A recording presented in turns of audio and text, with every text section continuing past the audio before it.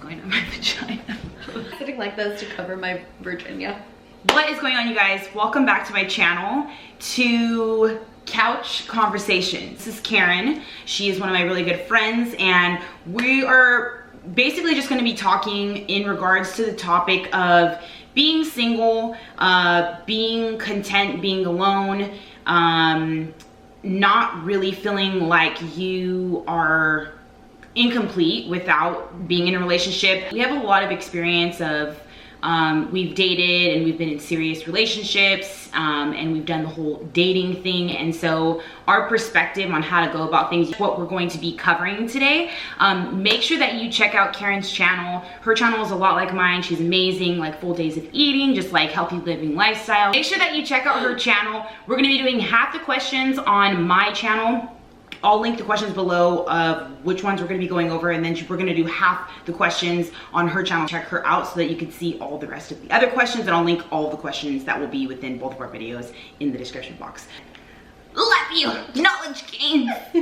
So keeping in touch with an ex while single, while they're single, keeping in touch with an ex, yay or nay?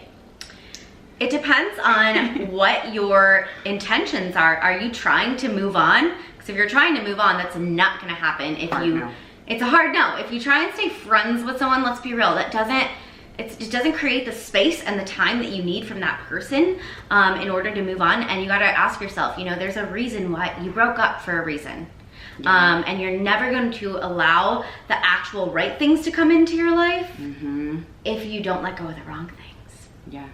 And so if you're just doing it, if you're hanging out with that person because you're trying to put a band-aid over really what the situation is, it's selfish to both of you, because you're holding each other back from potentially, you know, attracting somebody else into your life that you could end up marrying or being very happy with, and like really aligning with that person, because you have to have like similar values and principles and stuff like that. So I just feel that I agree with you on that. Yeah. Like, it depends on what your intentions are, and that's not really going to push you forward if you guys broke up and then you're still hanging out, because if you're hanging out, more than likely it's because you're doing it for comfort, which is putting a band-aid over the Let it go, sis. Let it go. Let it go, sister. Let it go, oh brother.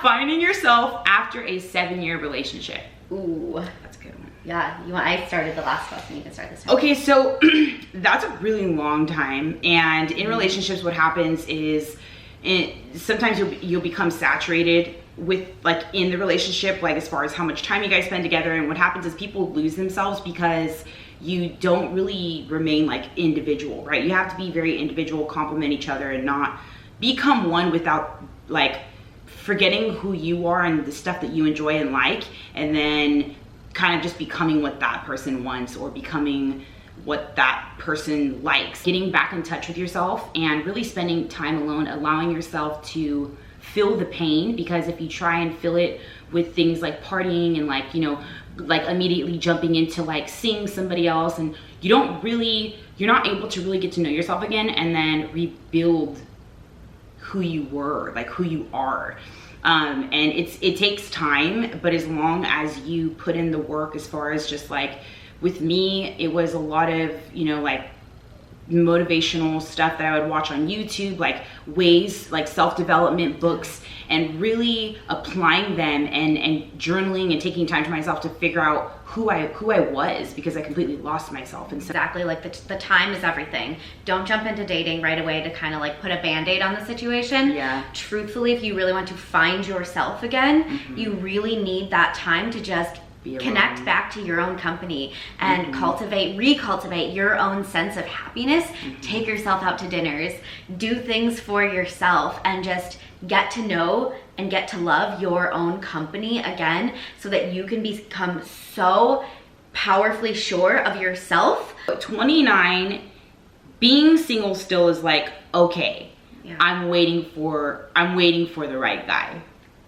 27, Caryn, you're 30? I'm 32. 32. Oh my gosh, I thought you were 30. So Caryn's 32. So obviously we're like not in our younger 20s anymore.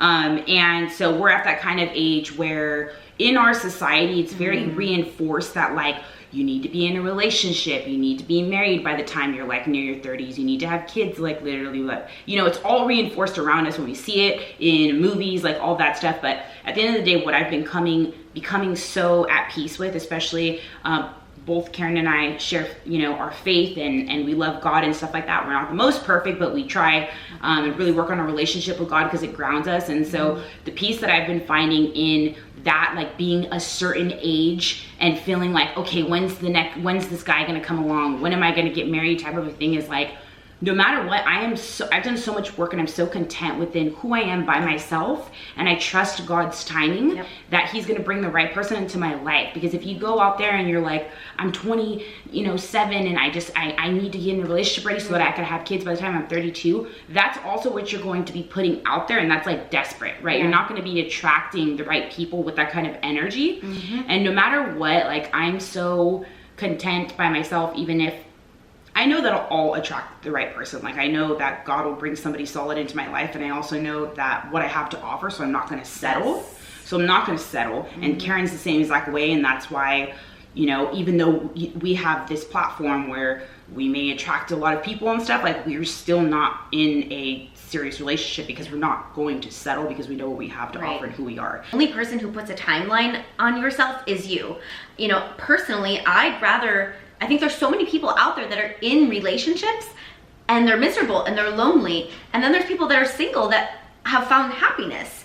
All of that idea of this age, a certain age, you have to do this and that, like that's all what you're creating for yourself. And then the pressures I feel that you feel from society when it's your life, you live it, no matter what age you are, you do what you want to do. So changing gyms to avoid an ex and avoiding bringing up old feelings. 100%. 100%. I think that is a very important part of the healing process, is to remove like the out of sight, out of mind kind of thing. Of course, it's not going to be out of mind right away, but if you keep putting yourself in a situation where you're going to see this person and it's going to bring up feelings, do what's best for you. And yeah, change gym. Definitely support removing yourself from situations where you're going to see this person, especially immediately after the breakup. Don't put yourself in a situation that's gonna resurface those emotions, especially if you're in a place where it's so fresh and you're not really over it. So don't 100%. Any situation, not just changing gyms, like any situation. How do you cut off communication with your ex? You block them. No. Literally.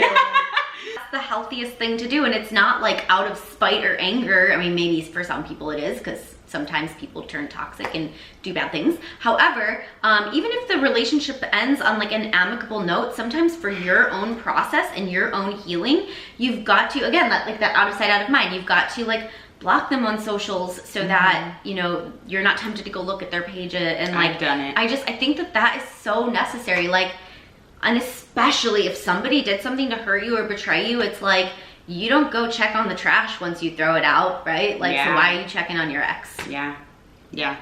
Don't go looking, because you will find. You will see a comment, you will see a like from somebody. Don't go looking, because you will find. Cutting it off is going to be how it's, and we ultimately really know ourselves best. As much as we try to avoid and be in denial, we know like what serves us and what doesn't. And even when you know breakups are the right thing, it's still heartbreak and it's still hard, and you need to do what's best for you in order to heal as quickly as you can. And sometimes that means hitting that block button on socials and on your cell phone. How to break up with someone when you love them but it's bad timing? Truthfully, I don't believe in timing. I think timing is an excuse and a cop-out if you say that you love somebody. If you fully, like, wholeheartedly are so in love with this person, you will make it work, like, regardless of the circumstance. I know that, like, timing can make things rough and the circumstances can make things more challenging. With timing, if you truly love somebody, no matter what it is, because I've also been in a situation where I've done a long distance thing and I made it work, is that if you really love someone, you're gonna figure out how to make it work. It doesn't matter the timing. And there's always gonna be stuff that comes up, even when you're deep in a relationship. And I've known couples that they both travel all the time. Like, they both are never home, they're married, and they make it work. Like, so it doesn't matter the timing. of whatever season it is for your life, for their life. If you really love them, you really want to make it work, then timing shouldn't, it should never be a thing. Okay, you guys, I hope that gave you some good insight. You know, where Caryn and I are both coming from is, one, our experience. We've done a lot of self-development. We like self-development. We like growing. A man's rejection is God's direction. I hope that you guys enjoyed it. Make sure to hit that thumbs up and hit the subscribe button if you are new. Welcome to my channel. And you guys do not forget to check out Caryn's channel. Subscribe. It's going to be the top link in my description box. She's absolutely amazing. You will not regret it. And then also we're going to finish 6 brand new questions on her channel. So make sure to check it out. If you feel like you got a lot of value out of this, those questions are going to be just as valuable. But I love you guys, and I will see you in the next video, and we will see you in Caryn's video. Bye.